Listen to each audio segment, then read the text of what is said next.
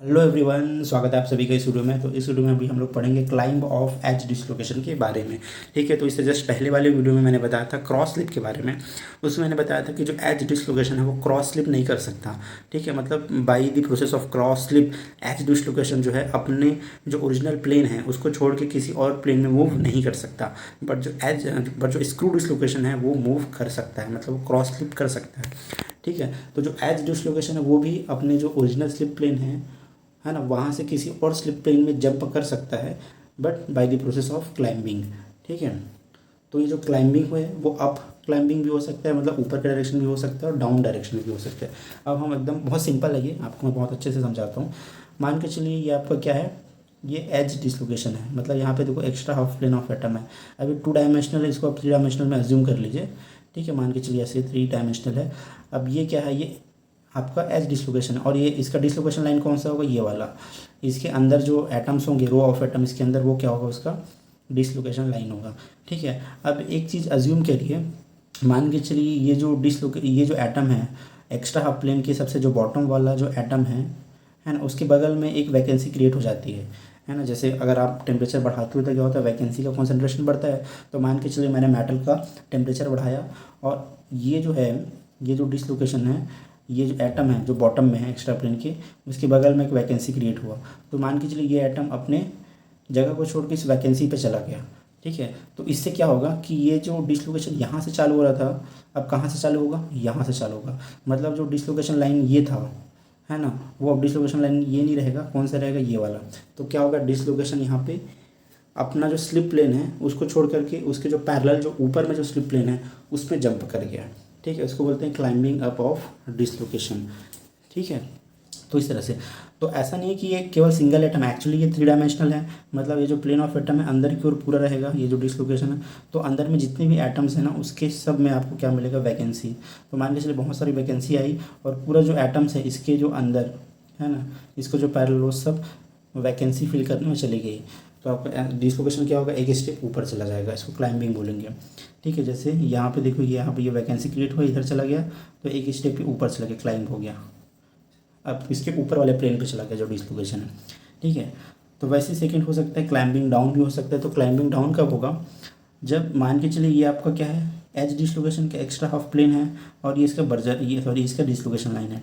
अब मान के चलिए ये जो एटम है यहाँ पे, अब ये एटम यहाँ को छोड़ के ये एक्स्ट्रा हाफ प्लेन के नीचे आ जाता है, अपने आप को अलाइन कर लेता है। तो क्या होगा, ये जो एटम है वो अपने आप को इसमें अलाइन कर लिया यहाँ पे, तो क्या हो जाएगा, ये भी एज डिसलोकेशन का पार्ट हो जाएगा। ठीक है, मतलब अपनी जगह को छोड़ के इसको ज्वाइन कर लिया। तो इससे क्या होगा, जो डिसलोकेशन लाइन यहाँ से चालू हो रहा था अब नीचे से चालू होगा। मतलब आपका जो डिसलोकेशन है एक स्टेप नीचे आ जाएगा, इसको बोलते हैं क्लाइंब डाउन। ठीक है, मतलब जो ओरिजिनल प्लेन है, ओरिजिनल स्लिप प्लेन है उसके नीचे आ गया, उसके जो नीचे पैरेलल जो प्लेन होगा उस पर आ गया, है ना, क्योंकि अपनी जगह को छोड़ के एटम इसमें अपने आप को अलाइन कर ले। तो इससे क्या होगा, वैकेंसी क्रिएट होगा। तो जब भी जो डिसलोकेशन है, एज डिसलोकेशन है, नीचे की ओर जाता है तो वैकेंसी क्रिएट होती है। अभी जो वैकेंसी क्रिएट होगा वो थर्मल एक्टिवेशन के कारण, मतलब टेम्परेचर हाई होने के कारण ये वैकेंसी यहाँ से दूर चले जाएगा। मतलब ये जो एज डिसलोकेशन है वहाँ से दूर चले जाएगा। तो इस तरह से क्या हो सकता है, आपका एज डिसलोकेशन नीचे आ सकता है। ठीक है, तो एज डिसलोकेशन इस तरह से अपने प्लेन को छोड़ करके ऊपर या नीचे जा सकता है बाई क्लाइंबिंग अप या क्लाइंबिंग डाउन। ठीक है, तो ये जो क्लाइंबिंग अप और डाउन वाला जो है कंडीशन है ना, वो आपका हाई टेम्परेचर पे ही पॉसिबल है, क्योंकि टेम्परेचर ज़्यादा होगा तभी वैकेंसीज क्रिएट होंगी और उस वैकेंसी क्रिएट होने के कारण अगर बहुत सारी वैकेंसी आ गई तो क्लाइंबिंग अप करेगा, है ना। वैकेंसी आ गई तो इसका जो एटम है छोड़ के वैकेंसी पे चला जाएगा तो क्लाइंब अप होगा। ठीक है ना। और क्लाइंबिंग डाउन कर रहे हैं तब भी आपको टेम्परेचर की ज़रूरत पड़ेगी, क्योंकि यहाँ जो वैकेंसी क्रिएट हुई है उसको यहाँ से दूर भी जाना पड़ेगा। अगर वैकेंसी यहीं पे रह जाती है तो वापस ये टर्म इस वैकेंसी पे आ सकता है, तो इस वैकेंसी को भी डिफ्यूज़ होकर कहीं और जाना पड़ेगा। तो ये थर्मली एक्टिवेटेड प्रोसेस है, जब टेम्परेचर ज़्यादा होगा तभी ये पॉसिबल हो सकता है। ठीक है, तो कुछ फोर्सेस हैं जो क्लाइंबिंग अप और क्लाइंबिंग डाउन को हेल्प करता है। जैसे कंप्रेसिव फोर्स, अगर आप इधर कंप्रेसिव फोर्स लगाते हो, ठीक है, कंप्रेसिव फोर्स अगर इस एक्स्ट्रा हाफ प्लेन में लगता है तो कंप्रेसिव फोर्स हमेशा आपका क्लाइंबिंग अप जो होता है उसको सहायता करता है, क्योंकि इधर से आप अगर कंप्रेसिव फोर्स लगाओगे तो ये एटम है आसानी से वैकेंसीज की ओर क्या होगा, जाएगा। जैसे इसमें मैं कंप्रेसिव फोर्स लगाऊंगा तो ये वाला जो एटम है वो वैकेंसीज की तरफ जाएगा, तो इसमें क्लाइंब अप होगा। अगर टेंसाइल फोर्स लगाओगे इस पर, ठीक है। मान के चलिए टेंसाइल फोर्स मैंने लगाया एक्स्ट्रा हाफ प्लेन के परपेंडिकुलर, तो ये क्या करता है, ये क्लाइंबिंग डाउन को हेल्प करता है, क्योंकि इसमें अगर मैं ऐसा टेंसाइल फोर्स लगाया तो यहाँ पे जो एटम है वो जाके स्लिप प्लेन को ज्वाइन कर लेगा। तो इस तरह से क्या होगा, डिसलोकेशन जो है, एज डिसलोकेशन लाइन जो है नीचे आ जाएगा। तो टेंसाइल फोर्स जो है उसको नीचे लाने में मदद करता है। ओके, और अगर आप नॉर्मल फोर्स लगाते हो, है ना, इसके नॉर्मल फोर्स लगता है परपेंडिकुलर इस प्लेन ऐसे, ठीक है, तो ये प्रोसेस हमेशा क्लाइंबिंग अप को हेल्प करता है। मतलब क्योंकि ऊपर की ओर खींच रहे हैं तो क्या होगा, क्लाइंब अप होगा, ठीक है। तो इस तरह से होता है। तो अगर क्लाइंब डाउन करता है, अगर अगर जो एज डिसलोकेशन है नीचे की ओर जाता है ना, तो उससे वैकेंसीज क्रिएट होंगी। अगर ऊपर की ओर जाता है तो वैकेंसीज फिल होगी। ओके, अब एक और कंडीशन आप लोग अज्यूम करिए कि मान के चलिए ये पूरा डिसलोकेशन लाइन है ऐसा, ठीक है। तो इसमें बहुत सारे, इस डिसलोकेशन लाइन में बहुत सारे एटम होंगे ऐसा, मतलब लाइन एक्चुअली में होता नहीं है। लाइन जो है जो सब एटम को ज्वाइन करता है, जो एक्स्ट्रा हाफ प्लेन का जो बॉटम एटम है उसको ज्वाइन करने वाला जो लाइन है उसी को हम क्या बोलते हैं, डिसलोकेशन लाइन। तो मान के चलिए यहाँ पे इसको क्लाइंब अप करना है, ठीक है। तो यहाँ का जो एटम है उसको वैकेंसी की तरफ अट्रैक्ट होना पड़ेगा, तो आसपास वैकेंसीज होनी चाहिए। तो मान के चलिए एक ऐसा कंडीशन है कि इतनी वैकेंसीज नहीं है कि ये पूरे का पूरा जो लाइन है, इस मतलब पूरे के पूरे इस लाइन में जो एटम है सभी उस वैकेंसी पे चले जाए। मान के चलिए कुछ ही वैकेंसी प्रेजेंट है, मान के चलो यहाँ पे 3 वैकेंसी प्रेजेंट है, तो क्या होगा, ये केवल 3 ही एटम यहाँ से वैकेंसी में चले जाएगा। तो ये वाला जो पोर्शन होगा, जो 3 एटम का जो पोर्शन होगा, वहीं उसी पोर्शन में बस क्या होगा, आपका जो एज डिसलोकेशन है वो मूव करेगा ऊपर की ओर ऐसे, ठीक है, बाकी अपनी जगह पे ही रहेगा। तो ये जो बन रहा है उसको हम क्या बोलेंगे, जॉग, ठीक है। जॉग क्यों बन रहा है, क्योंकि जो वैकेंसीज इतनी सारी नहीं हैं कि जो पूरे डिसलोकेशन लाइन में जितने भी एटम हैं सबको एब्जॉर्ब कर सके। वो उतनी वैकेंसी है ही नहीं, क्योंकि एक वैकेंसी केवल एक एटम फिलअप कर सकता है। तो उतनी वैकेंसी नहीं है कि पूरा जो डिसलोकेशन लाइन में जितने एटम है ना, वो उसको पूरा खींच सके। तो केवल जो डिसलोकेशन लाइन है उसके कुछ पार्ट्स मैंने एटम निकाल दिया, जैसे यहाँ से 3 एटम मैंने निकाल दिया, तो जो डिसलोकेशन लाइन यहाँ से होके जा रहा था वो यहाँ से ऊपर से होके जाएगा, ठीक है। तो एक तरह से क्या क्रिएट हो गया, ऐसे जा करके ऐसे ये ऐसे बन गया। तो ये क्या क्रिएट हो गया, इसको बोलते हैं जॉग। इसको क्या बोलते हैं हम लोग, जॉग। तो जॉग इस तरह से फॉर्म होता है, ठीक है। जॉग हो सकता है form by climbing up and down. अगर क्लाइंबिंग डाउन भी हो रहा है मान के चलो, तो अगर जॉग आपका इस तरह से बनेगा, ठीक है। अब जैसे मैंने बताया था कि जॉग का अपना कैरेक्टर होता है, ठीक है। जॉग का क्या होता है, अपना एक कैरेक्टर होता है। मान के चलिए मतलब जो जॉग है, ये जो जॉग इसको बोलते हैं जॉग, जो कनेक्टिंग सेगमेंट है ये वाला पोर्शन को हम जॉग बोलते हैं, ठीक है। अब ये जो जॉग है वो स्क्रू नेचर का भी हो सकता है और एज नेचर का भी हो सकता है। वो आपको कैसे पता चलेगा, बाई बर्जर वेक्टर को देख के। जैसे ये मान के चलिए पहले फुल ये डिसलोकेशन लाइन था, तो बर्जर वेक्टर अगर इसका परपेंडिकुलर था, मतलब ऐसे था, तो ये जब जॉग बना, ठीक है, तो जॉग बनने से भी क्या होगा, एक्चुअली में ये परपेंडिकुलर ही रहेगा, ठीक है, ऐसे। तो ये जो जॉग बना वो भी स्क्रू एज नेचर का होगा, एज जॉग बोलेंगे इसको हम। क्या बोलेंगे, एज जॉग। जो जॉग बन रहा है उसको हम एज जॉग बोलेंगे, क्योंकि उसका नेचर भी क्या है, एज है, एज डिसलोकेशन है, तो एज जॉग बोलेंगे। तो इस तरह से जॉग भी फॉर्म होता है by climbing up and down, ठीक है। अब हम देख लेते हैं क्रॉस स्लिप और क्लाइंब में क्या क्या डिफरेंस है, मतलब दोनों का कंपैरिजन हम लोग कर लेते हैं, ठीक है। यहाँ पे फैक्टर है और इधर क्रॉस स्लिप में क्या होगा फैक्टर का, और क्लाइंब में क्या होगा वो बताया गया।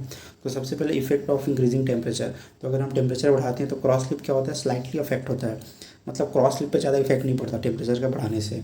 बट जो क्लाइंबिंग होता है एज डिसलोकेशन का, वो बहुत ज़्यादा बढ़ जाता है, क्योंकि जितना ज़्यादा टेम्परेचर बढ़ेगा उतना ज़्यादा वैकेंसी क्रिएट होगा, है ना। तो क्लाइंबिंग में आसानी होगी।